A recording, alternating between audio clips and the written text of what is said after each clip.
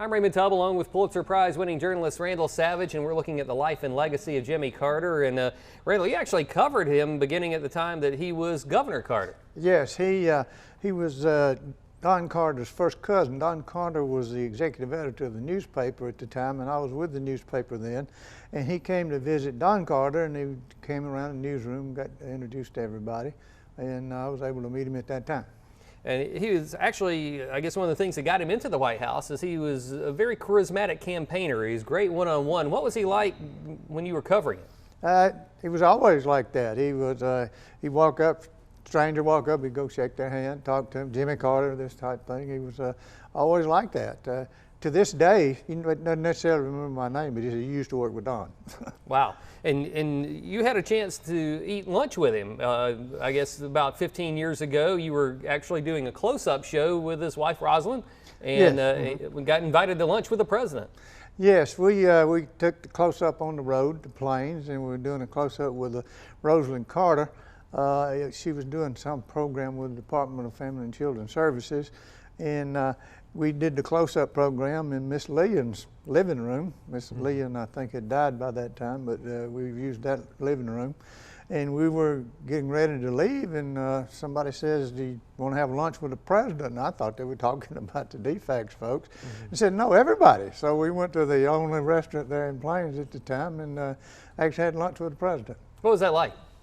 It was very nice. He chit-chatted. He talked a little bit about DFACS, and he talked a little bit about planes, and he was just very friendly. We had a guy, and he was from Chile. Yeah, Pablo Morales. Yeah, Pablo. And Pablo, the people in Chile loved Jimmy Carter. And Pablo was excited he got to go down there, and he was even more excited he sat right beside President Carter during the lunch. So quite a story for him to tell. Something he probably still talks about to this day, I would imagine. I would imagine he does. What are your biggest memories of President Carter and his life and his legacy? Biggest memories, of course, when he was president, that Iranian hostage situation came about. That kind of marred his entire presidency because he was unable to solve that.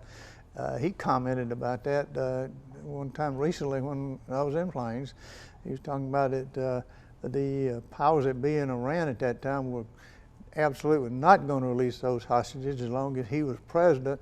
And in fact, as soon as Ronald Reagan took office, they were released. Just a matter of minutes almost. Almost, yes. He was always pushing Georgia and pushing Plains too. Absolutely, yeah. He constantly pushing Georgia. He's a peanut man in the peach state, but he pushed peanuts. He pushed anything Georgia. He would absolutely push it. From the Atlanta airport to the landing strip in Americas, he was constantly pushing Georgia first anytime he could. How do you see his legacy going forward? He is much better known in other countries as far as being a productive person.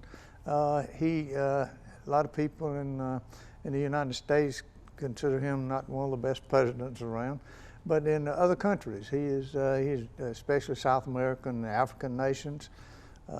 He constantly is doing something like that. There was some worm and it was killing people in Africa. He, through the Carter Center, was able to develop something to wipe out the disease, and people there love him.